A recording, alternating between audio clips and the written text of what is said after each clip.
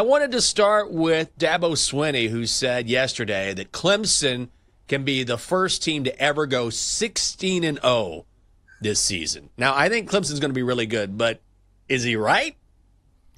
Well, first off, great to be back. Great to see you guys again. Yeah. I don't know if they could go 16-0. That's going to be a tall task. They did go 15-0 with Trevor Lawrence once upon a time, but they have a ton back on the defense.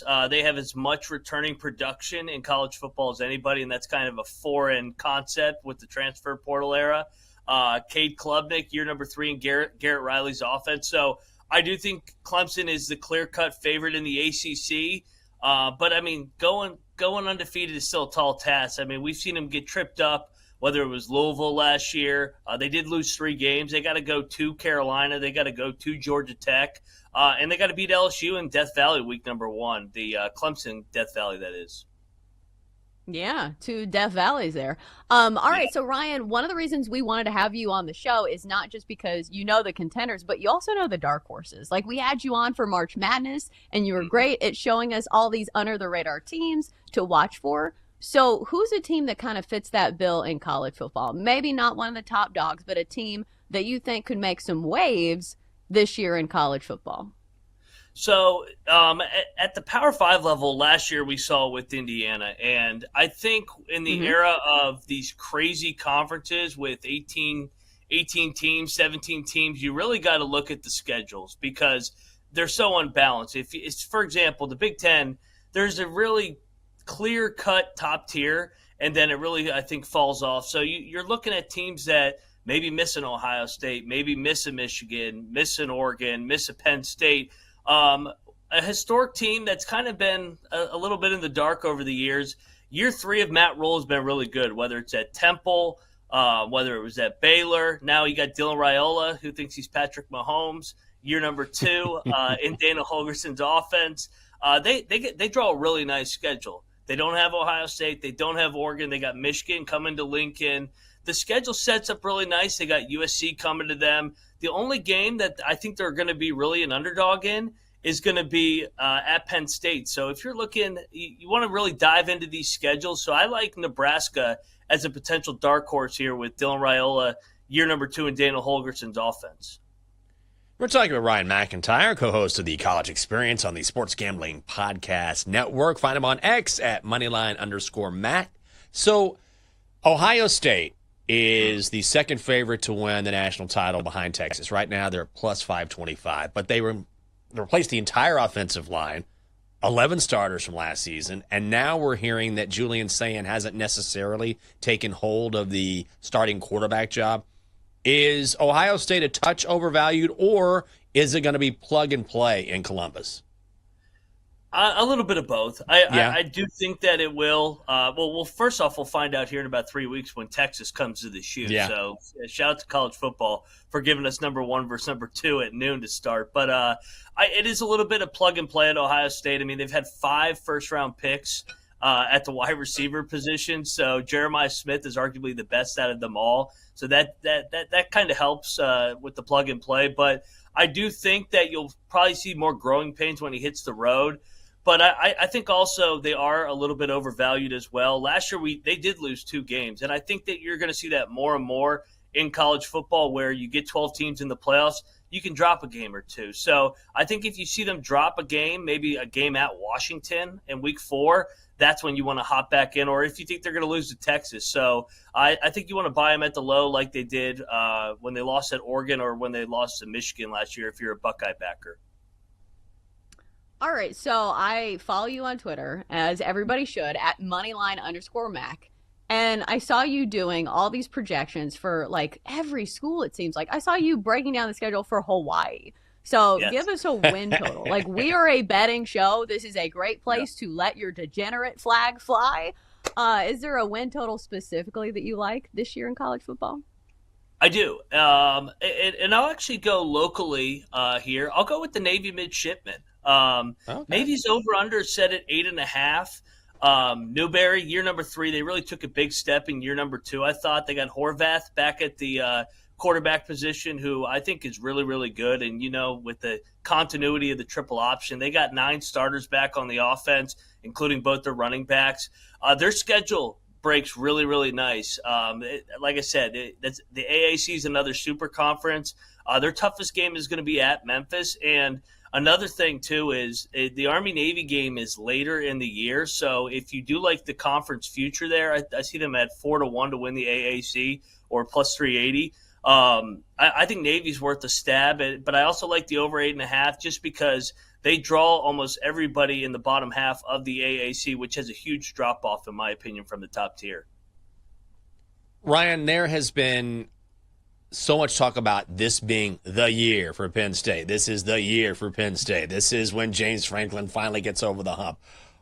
Do you trust James Franklin? I know you've probably been asked that before. And is this really the year for the Nittany Lions?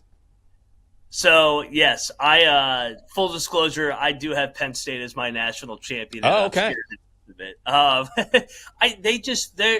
in an era where we don't see returning production. They have as much returning production as anybody in the country outside of Clemson. They got 15 starters back, 9 back on the offense, including 2 1,000-yard rushers. Drew Aller, he gives me a little bit of Kirk Cousins vibes, where statistically he's really, really good, but then he'll make a boneheaded turnover in a big game like the Notre Dame game. But I think he's going to have a big year because Andy Koltenicki's as good an offensive coordinator as anybody in the country. It's year 2 in that system.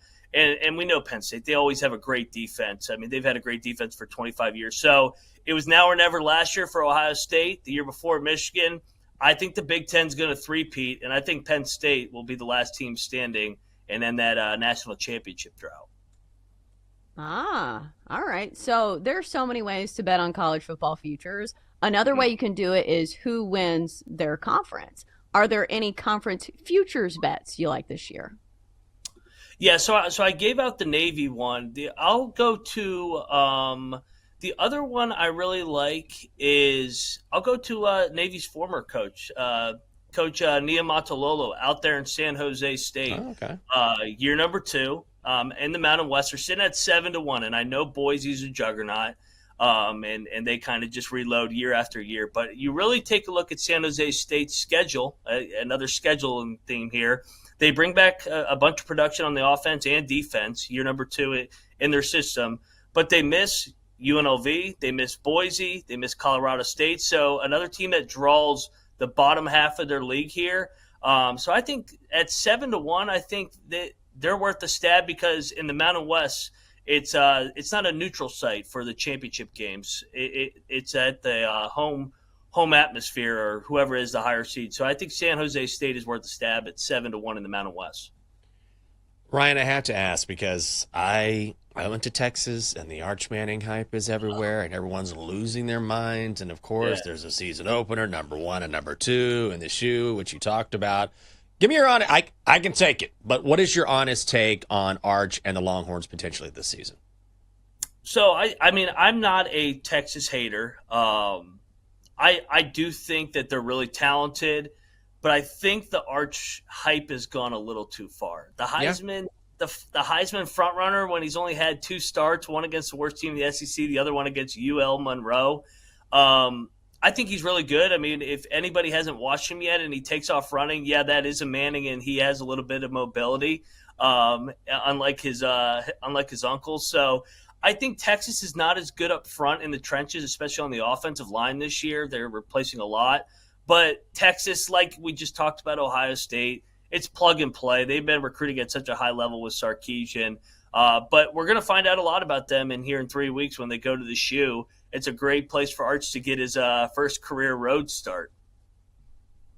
All right, general handicapping question, because personally, I find it more difficult to handicap college football, especially at the start of the season, because there are so many unknowns. And we've seen people swing and miss on like blue chip prospects before, especially at quarterback, when it's like, okay, this guy is supposed to be the next big thing.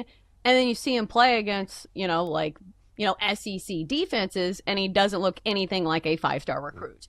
Do you shy away from teams that have quarterbacks who have less experience? Like you just kind of touched on this for Texas, even though I think Arch Manning is a different scenario. But does this make you go into it a little bit more cautiously. Like some of these big teams have new quarterbacks who haven't played a ton. Absolutely. I mean, we touched the first team we talked about was Cade Klubnik in Clemson. He's one of the top 5 quarterbacks in the country, but his first year starting, he took his road lumps. And one of the things I really like to do is when I see a quarterback hitting the road for the first time in one of those hostile environments. I mean, Arch is a perfect example. I usually like to fade them just because it's different when you're playing at home. College football, college basketball is such a home court, home atmosphere. It means so much more than the professional level, in my opinion. And these still are 18 to 22-year-olds. I know they're getting paid a bunch of money now, but the human element. So, yeah, I do agree that I do like to fade quarterbacks when they in their first road start. Heck, maybe even their second road start, because I think it takes a couple times to be able to find ways to win on the road in college football. Ryan, before we let you go, we got a couple minutes here. What about your Mountaineers? How you feeling this season? What's going on? Hey, over 5.5 is my bet for my Mountaineers. No homer in that pick at all, but they're going to be entertaining. I think they're going to be chippy. The big one's week 3 against Pitt. Everybody loves the backyard brawl, but most importantly, we got our ball coach back in Morgantown, Rich Rod. All things. Hey, you can always come home. All things came circle here, so. I like the Mountaineers to get back to a bowl game. I would love to give them out 40-1 to win the Big 12, but I think that would be a little irresponsible.